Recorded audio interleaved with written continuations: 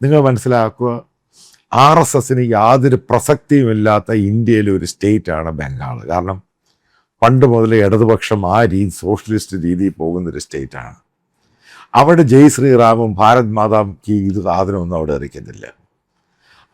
അവിടെയുള്ള upper cast Hindus ഏറ്റവും കൂടുതൽ വോട്ട് ചെയ്യുന്ന മമതയ്ക്ക്. അതുകൊണ്ടാണ് കൽക്കട്ട സിറ്റിയിൽ എപ്പോഴും മമതാ ബാനർജിക്ക് ഏറ്റവും കൂടുതൽ വോട്ട് കിട്ടുന്നത്, മുസ്ലിം വോട്ട് മാത്രമല്ല. അപ്പോൾ അവിടുന്ന് BJPക്കകത്തുള്ള പോയ നേതാക്കൾ TMCന്ന് അവരെല്ലാം കൂടി ഒരു സുപ്രഭാതത്തിൽ വീണ്ടും TMC വന്നു. മുകുൾ റോയും അങ്ങനെയുള്ള എല്ലാ കാര്യം എന്താ തിരിച്ചു വന്നതിൻ്റെ? കാരണം ആ നേതാക്കൾക്കും ഒക്കെ അറിയാം നാളെ മമത അവർക്കെതിരെ കേസെടുക്കും, ഇവന്മാരെ എല്ലാം പിടിച്ചകത്തിടും. എനിക്കറിയാവുന്ന പല ആൾക്കാർ CPM നിന്ന് BJP വന്ന് പേഴ്സണലായിട്ട് അവർ 1-2 പേരെ കഴിഞ്ഞ പ്രാവശ്യമൊക്കെ നിയമസഭ ഇലക്ഷൻ മത്സരിക്കുകയൊക്കെ ചെയ്തു. അവരെ എല്ലാവരെയും പിടിച്ചകത്തിട്ടു, നൂത്ത് പിടിച്ചകത്തിട്ടു. ഇവരെല്ലാം പിടിച്ചകത്തിടും, 60 ദിവസം 70 ദിവസം അകത്തിടും, അതിനുശേഷം ഇറക്കി വിടും. ഒറ്റ ന്യായമുണ്ട്, തിരിച്ച് അവർ TMCയിലെ പ്രവർത്തകരായിരിക്കണം. ഇതാണ് BJPക്ക് പറ്റിയ ഏറ്റവും വലിയ അബദ്ധം എന്ന് പറയുന്നത്. അതായത് BJP അവിടെ ഒറിജിൻ ചെയ്തെടുത്ത് അവരുടേതായ ഒരു പാർട്ടി കേഡറിനെ കൊണ്ടുവന്നില്ല. അതിനകത്ത് വന്നിരിക്കുന്ന ഏറ്റവും കൂടുതൽ TMCക്കാരും CPM നിന്ന് വന്നവരാ.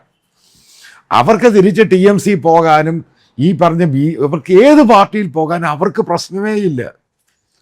BJPയുടെ ഏറ്റവും വലിയ സ്ട്രോങ് ഹോൾഡ് സ്ഥലമായിരുന്നു നോർത്ത് ബംഗാൾ എന്ന് പറയുന്നത്, സിലിഗുഡി ആ ബെൽറ്റ്. കാരണം ഇഷ്ടം പോലെ ആൾക്കാർ BJPയിൽ ജോയിൻ ചെയ്തു. കാരണം പഴയ CPMൻ്റെ കോട്ടയായിരുന്നു ആ ഭാഗമെല്ലാം. അവരെല്ലാം തിരിച്ച് BJP പോയി, ആ BJPന്ന് അവരെല്ലാം TMC പോയി. ഇതാണ് ഉണ്ടായത്.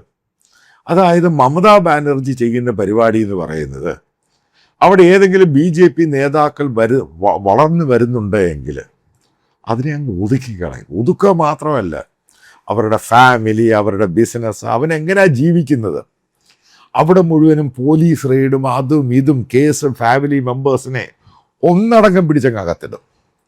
പിന്നെ എങ്ങനെ ആൾക്കാർ ഈ BJPയുടെ കൊടി വെച്ചോണ്ട് എങ്ങനെ അവന് പോകാൻ പറ്റുന്നത്?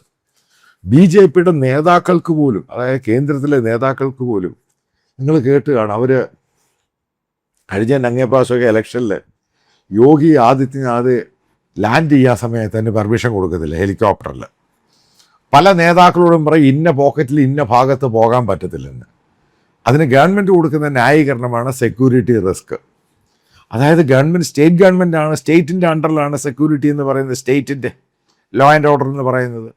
സ്റ്റേറ്റിന് അത് റിജക്റ്റ് ചെയ്യാം പല കാര്യങ്ങളിലും.